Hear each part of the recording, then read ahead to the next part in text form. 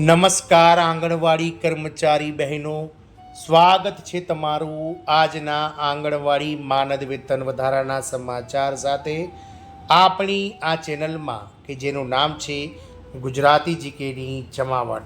તો આ રાજ્ય સરકાર દ્વારા વર્ષ 2026-27ના બજેટમાં જે વચન આપવામાં આવ્યું હતું કે તમામ રાજ્ય સરકારના 1.22 લાખ કરતાં વધારે આંગણવાડી કાર્યકર અને તેડાગર બહેનોના માનદ વેતનમાં 10% વધારો જાહેર કરવામાં આવે છે।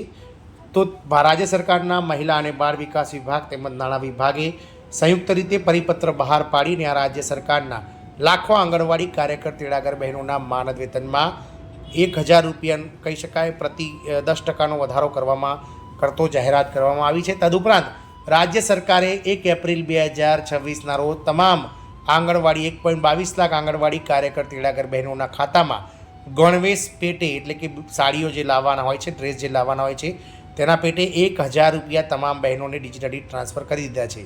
તેમ છતાં આ રાજ્ય સરકારના આંગણવાડી કર્મચારી બહેનો જે છે તે લડાયક મૂડમાં આવ્યા છે અને આંગણવાડી કાર્યકર બહેનોને 26,000 અને તેડાગર બહેનોને વર્ગ 3-4 પ્રમાણે 21,000 રૂપિયા માનદ વેતન મળે તેવી જાહેરાત સાથે જે છે તે ફરીથી લડાયક મૂડમાં આંગણવાડી કર્મચારીઓ આવી ગયા છે। જાણીશું વિડીયોમાં વિગતવાર કે દેશની કઈ રાજ્ય સરકારના આંગણવાડી કર્મચારી બહેનો રાજ્ય સરકાર દ્વારા દેશના અન્ય રાજ્યોની સરખામણીમાં ખૂબ જ સારું માનદ વેતન અને ફેસિલિટીઝ અપાતી હોવા છતાં પણ કહી શકાય કે ફરીથી આંદોલને ચડ્યા છે। તો તેના વિશે આજના વિડીયોમાં આપણે વિગતવાર ચર્ચા કરીએ, તો વિડીયોના અંત સુધી આપ બન્યા રહો। તો આંગણવાડી કાર્યકર બહેનોને વર્ગ 3ના કહી શકાય લઘુત્તમ પગાર 26,000 રૂપિયા પ્રમાણે અને તેડાગર બહેનોને વર્ગ 4ના લઘુત્તમ પગાર પ્રમાણે 21,000 રૂપિયા માનદ વેતન કરી આપવાની જાહેરાત સાથે રાજસ્થાન સરકારના આંગણવાડી કર્મચારી બહેનો લડાયક મૂડમાં આવી ગયા છે। ગત કહી શકાય બજેટમાં એટલે કે વર્ષ 2026-27ના બજેટમાં હમણાં જ મુખ્યમંત્રી શ્રી ભજનલાલ શર્મા દ્વારા આંગણવાડી કાર્યકર અને તેડાગર બહેનો કે જેઓનું સંખ્યાબળ રાજસ્થાનમાં 1.22 લાખ કરતાં વધારે છે તેમના માનદ વેતનમાં 10%નો વધારો જે છે તે જાહેર કરી દેવામાં આવ્યો છે અને તમામને આ 10% વધારો 1 એપ્રિલ 2026થી મળતો થઈ જશે।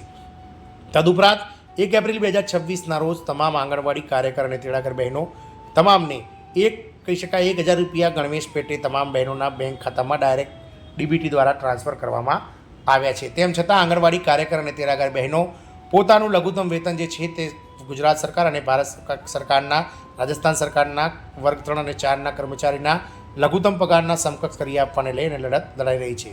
તો ગત મંગળવારે કહી શકાય રાષ્ટ્રવ્યાપી માંગ દિવસના ભાગરૂપે રાજસ્થાન આંગણવાડી કાર્યકર્તાઓ અને સહાયકો સંઘના આહવાનને પગલે ડુંગરપુરથી કેન્દ્રીય મહિલા અને બાળ વિકાસ મંત્રી અન્નપૂર્ણા દેવીને એક મેમોરેન્ડમ મોકલવામાં આવ્યું હતું। યુનિયનના કન્વીનર જશોદા પરમાર અને સહ કન્વીનરો મહેન્દ્ર, હેમલતા, મીના, શારદા અને સૂરજે જણાવ્યું હતું કે 6 ડિસેમ્બર 2025ના રોજ એક પ્રતિનિધિમંડળ કેન્દ્રીય મંત્રીને મળ્યું હતું અને તેમની માંગણીઓ જે છે તે રજૂ કરી હતી, પરંતુ 2026-27ના બજેટમાં આંગણવાડી કાર્યકર્તાઓને અવગણવામાં આવ્યા હતા। 2018થી માનદ વેતનમાં સરકાર દ્વારા કોઈપણ જાતનો વધારો ન કરવો એ અન્યાય છે। આપ સૌને જણાવી દઈએ કે જે માનદ વેતન હાલમાં તમામ કહી શકાય દેશના 28 લાખ જેટલા કાર્યકર તેડાગર બહેનોને અપાઈ રહ્યું છે તેમાં 60% માનદ વેતનનો હિસ્સો કેન્દ્ર સરકારનો છે। કેન્દ્ર સરકારે વર્ષ 2018માં તેમાં વધારો કર્યો હતો। હાલમાં કેન્દ્ર સરકાર 28 લાખ આંગણવાડી કાર્યકર તેડાગર બહેનોને કાર્યકરોને 4500 રૂપિયા અને તેડાગર બહેનોને 2250 રૂપિયા ચૂકવી રહી છે। તેના ઉપરનું જે માનદ વેતન છે જે 40% હિસ્સો રાજ્ય સરકારોએ રાખવો જોઈએ। તેની સામે રાજ્ય સરકારો આ પોષણ કડી તૂટે નહીં અને જે બાળકોને મળતો પોષણ અને પૂર્વ પ્રાથમિક શિક્ષણ છે તે સતત મળતું રહે તેના કારણે તમામ રાજ્ય સરકારો 100% કરતાં પણ વધારે આપી રહી છે, જ્યારે કેન્દ્ર સરકારે વર્ષ 2018થી કોઈપણ જાતનો વધારો ન કરી અને 7 વર્ષ કરતાં વધારે સમય વીતવા છતાં પણ વધારો ન કરીને અન્યાય કર્યો છે। કાર્યકર્તાઓએ સુપ્રીમ કોર્ટના વર્ષ 2022ના આદેશ મુજબ ગ્રેજ્યુટી ચૂકવણી, ગ્રેડ 3 અને 4ના કર્મચારીનો દરજ્જો અને અનુક્રમે 26,000 અને રૂપિયા 10,000નું લઘુત્તમ પેન્શન આપવાની માંગ કરી હતી। તેઓએ ચહેરાની ઓળખ પ્રણાલી એટલે કે EKYC, FRSના નામે શોષણનો અંત અને નોન ICDS ફરજોમાંથી મુક્તિની પણ માંગ કરી હતી। આમ રાજસ્થાન કર્મચારી યુનિયનના નેજા હેઠળ ગત મંગળવારે કહી શકાય કે એક પ્રતિનિધિમંડળ જે છે તે અન્નપૂર્ણા દેવી માટે એક મેમોરેન્ડમ આવેદન મોકલ્યું હતું, જેમાં કર્મચારીઓને 26,000 અને 10,000 રૂપિયા માનદ વેતન કરી આપવાની માંગ કરાઈ હતી। જય હિન્દ, અસ્તુ।